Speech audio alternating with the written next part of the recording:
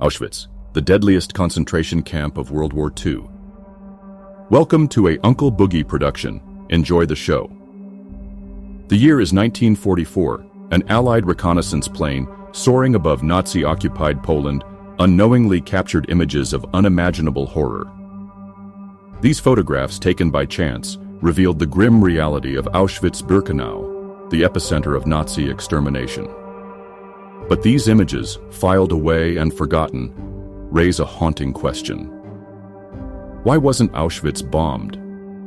In August 1944, an Allied air reconnaissance mission inadvertently photographed Auschwitz. The primary target was a nearby Nazi chemical plant. The developed images revealed more than just the factory. 7 kilometers away, the camera captured the sprawling complex of Auschwitz. The photographs showed newly arrived trains, SS guards selecting prisoners, and the ominous crematoria. This was a snapshot of industrialized death. The old, the young, and the weak were immediately sent to their doom. This single moment encapsulated 3 years of relentless killing. Despite the clarity of these aerial photographs, they were never properly analyzed during the war. They were simply filed away. This collection of forgotten evidence now poses difficult questions. If the Allies could photograph Auschwitz with such clarity, why wasn't it bombed? Why weren't the railway lines leading to the camp targeted? What did the Allies truly know about Auschwitz?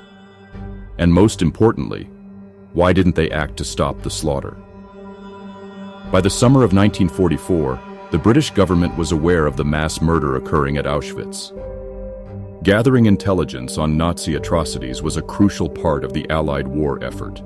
Reports from Jewish organizations and the Polish underground detailed the brutal anti-Semitic measures. The segregation of Jews into ghettos was becoming increasingly clear. In July 1941, intercepted German Enigma codes revealed the horrifying truth. Nazi terror had escalated into mass murder in the Soviet Union. SS execution squads, the Einsatzgruppen, were systematically rounding up and shooting Jews and communists. On August 10, 1942, the Foreign Office received a chilling telegram from Gerhard Riegner of the World Jewish Congress. Based on smuggled information, it revealed the Nazi plan for the total annihilation of the Jewish people. This was the first report to reach the West of the final solution. The British government knew that Jews were being slaughtered in vast numbers in Russia. However, the scale of the extermination plan was almost incomprehensible. The idea that Jews were being deported from all over Europe simply to be murdered seemed unbelievable. It was difficult to believe that the Germans would use valuable resources to transport Jews across Europe just to kill them. Locomotives and rolling stock were desperately needed for the war effort. Skeptical officials in the Foreign Office and British intelligence needed more evidence. The Nazis' extermination plan was already underway. Deportation trains were carrying hundreds of thousands of Jews to Auschwitz. This death camp was equipped to kill on an industrial scale. The Allies struggled to grasp the sheer magnitude of the horror. WW2, the main camp, had one gas chamber used for various groups. Auschwitz II, Birkenau, was built primarily for the extermination of Jews. By mid-1943, it had 4 large gas chambers and crematoria.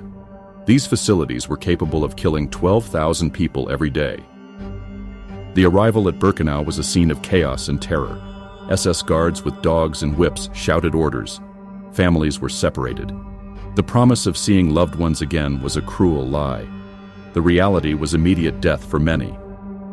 By 1943, the Allies had learned of Auschwitz through decrypted Nazi codes. However, analysts believed it was merely a slave labor camp. The high mortality rates were attributed to exhaustion and disease. The full extent of the horror remained hidden. It was difficult to piece together the fragmented evidence. The secret ultra-decrypt provided some information, but connecting all the pieces to understand the Holocaust was an immense challenge. The scale of the atrocity was simply too vast to comprehend. Some of the new arrivals desperately asked about their families. They were told they would never see them again. The smell of burning flesh permeated the air. The old prisoners spoke of gassings and cremations, but many refused to believe it. How could a cultured people, the Germans, commit such atrocities? It seemed impossible. Even as the evidence mounted, disbelief persisted. The hope that loved ones were still alive lingered in the hearts of many. It wasn't until the summer of 1944 that enough evidence emerged to convince the Allies that Auschwitz was an extermination camp. 2 reports written by Auschwitz escapees were delivered to Allied governments. These accounts provided first-hand details of the horrors within the camp. One report described the arrival of trains from all over Europe. The numbers matched the decrypted information. Detailed plans of the camp, including sketches of the gas chambers and crematoria, were included. The evidence of mass murder was irrefutable. The second report warned of an escalation in the killing. The Nazis had begun the mass deportation of Hungarian Jews. This was the last large Jewish community untouched by the Holocaust. The scale of the deportations was staggering. Mass transports from Hungary began arriving in Birkenau on May 15th. Approximately 14,000 to 15,000 Jews arrived daily. Only about 10% were admitted to the camp. The rest were immediately gassed and burned. The killing reached unprecedented levels. By the summer of 1944, British military intelligence and the British government had a vast amount of information about Auschwitz. They knew that hundreds of thousands of people had been murdered there. The deportations from Hungary should have triggered immediate action. As the trains rolled towards Auschwitz, alarm bells should have been ringing in Whitehall. The evidence was overwhelming. The time for decisive action had arrived. But the question remained, what could be done? Throughout this period, the Allies were bombing military and industrial targets in Poland. They used captured airfields in southern Italy. One mission was to photograph the IG Farben synthetic oil and rubber plant near Monowitz. This factory was a key target. From 15,000 feet, photographs were taken over the factory site. Interpreters studied the factory in minute detail. However, they failed to identify the rows of huts nearby. They missed the gas chambers and crematoria. They failed to understand that Monowitz was part of Auschwitz. No analysis or intelligence commentary was made on the photographs of the death camp. The interpreters were focused on the factories they wanted to bomb. They may have seen the surrounding camps and dismissed them as labor camps. The terrible tragedy is that they had the camp in their sights, but didn't realize what they were looking at. Enhanced by modern technology, these photographs reveal Nazi preparations for the mass deportations from Hungary. The SS built a new railway spur directly to the crematoria. Upon arrival, anyone over 40, children under 15, and those unfit for work were sent straight to the gas chambers. Stripped of their clothes and belongings, men, women, and children were led to their deaths. The process was efficient and brutal. Kitty Hartmoxen, a survivor, witnessed the entire process. She saw the endless stream of people arriving, separated by an electrified fence. Communication was forbidden. The horror was unfolding before her eyes.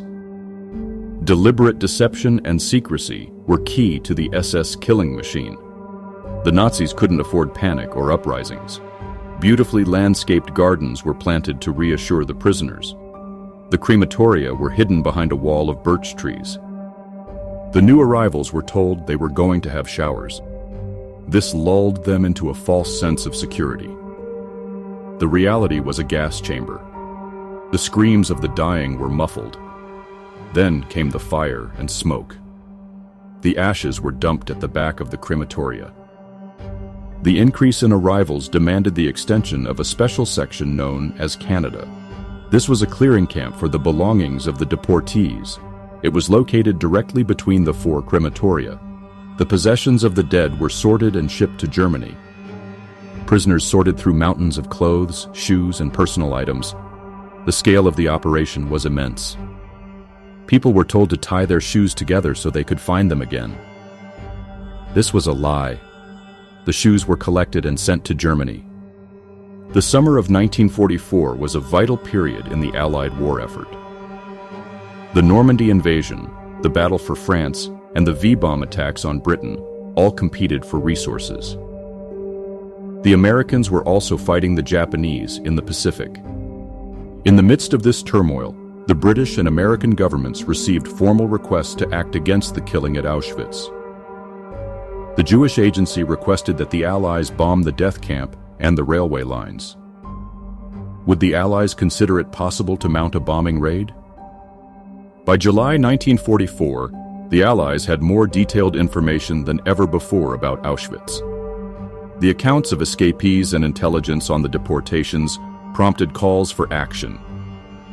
The debate over Auschwitz began in London and Washington. At the same time, aerial reconnaissance interpreters were learning more about the IG Farben factory. The plant was designated a target for Allied bombing.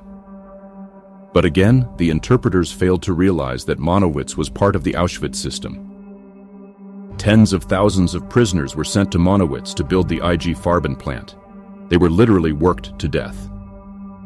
The conditions were brutal.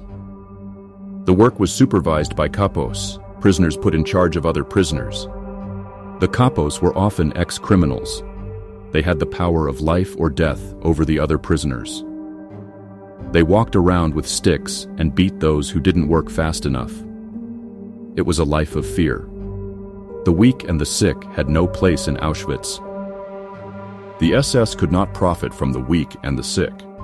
Some were kept alive for human experiments, but most were weeded out for execution during regular medical selections. These selections were terrifying. They determined who would live and who would die. The prisoners had to line up naked and show that they were fit for work. An abscess in the mouth could be a death sentence. Those selected were never seen again. The killings in the summer of 1944 were on such a scale that the crematoria could not cope. This aerial photograph shows a large plume of smoke behind Crematorium 5. To increase the extermination potential, some bodies were burned in open pits. Corpses were stacked up at the back of the crematoria.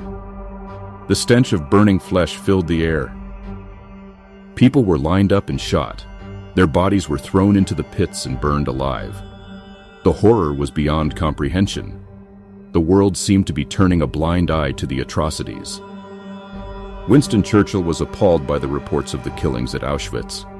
He called it probably the greatest and most horrible crime ever committed. He was immediately in favor of bombing the camp. "Get anything you can out of the Air Force," he wrote. The Air Ministry gathered to discuss the feasibility of the bombing. The debate centered on whether the Allies could carry out raids with the precision to destroy the gas chambers without killing thousands of inmates. The options were limited. A precision raid by low-flying mosquito bombers was considered. This would require a 1,200-mile flight to Poland. However, a precision bombing attack on Auschwitz was a very difficult operation. It demanded very long distances from bases. Bombing the railway lines was another option. However, railways could be repaired quickly. The Germans were mending railways all over Europe, often using slave labor. Attacking the railways would require a diversion of substantial resources. The next option was a raid by heavy bombers. This could stop the killing in the gas chambers, but it would also endanger the lives of the prisoners. The prisoners were waiting and hoping for bombings, even if it meant risking their own lives. The Allies had to weigh the potential benefits against the risks. The decision was not easy. The lives of the prisoners hung in the balance. The world watched and waited. By 1944, the Allies were capable of planning and mounting a bombing operation quickly. But questions remained about the effectiveness of a heavy bomber raid on Auschwitz. Bombing an extermination camp was different from bombing a military target. The gas chambers were small and partially underground. Planes flying over 30,000 feet with the technology of 1944 would not have the precision necessary to destroy them without killing the inmates. The task was vastly harder than it seemed. After 3 months of debate, both the British government and the US War Department rejected all requests to bomb the death camp and the railway lines. The final refusal to bomb Auschwitz had many causes. The focus was on military issues. The Allies thought they would defeat Germany quickly and liberate the prisoners anyway. The operation was difficult and over a long distance. There was no certainty that the target would be destroyed with accuracy. The combination of these considerations persuaded the Allies that bombing Auschwitz was not worth it. The decision remains one of the most controversial of the war. The RAF flew missions to Warsaw to drop aid. If that was possible, why wasn't it possible to bomb Auschwitz? Even if it caused collateral damage, it would have sent a powerful message. It might have scared the Nazis into shutting down the gas chambers. It would have shown that the Allies were not prepared to see millions of innocent people slaughtered. The failure to make that moral gesture will forever be a stain on the Allies' war record. The Allies' priority remained the offensive against Germany's military and industrial targets. US bombers attacked the IG Farben plant at Monowitz. By a supreme irony, some of the bombs meant for the factory hit the death camp at Auschwitz-Birkenau. Bombs fell on the railway sidings and on the barracks of Auschwitz. 40 prisoners and 15 SS guards were killed. The prisoners rejoiced at the sound of the bombing. It was the first contact they had with the Allied forces. This photograph shows bombs poised directly over crematoria 2 and 3. Yet again, the evidence went unnoticed. The photographs were filed away and forgotten. It was more than 30 years before they were found again. The accidental bombing had no effect on the operation of the death camp. The killing continued until the SS dismantled the gas chambers. They destroyed the evidence of extermination from the advancing Soviet army. On January 27, 1945, Soviet soldiers liberated Auschwitz. The SS had left the weakest prisoners behind to die. Others had been transported to labor camps. Hundreds of thousands perished on forced death marches. Between the first requests to bomb Auschwitz and the destruction of the crematoria, more than 150,000 people had been murdered. The full scale of the Holocaust entered the consciousness of the Western world years after the war. Thank you for watching this documentary. If you found this story compelling, don't forget to like, share, and subscribe to Uncle Boogie Productions for more in-depth explorations of history's most pivotal moments.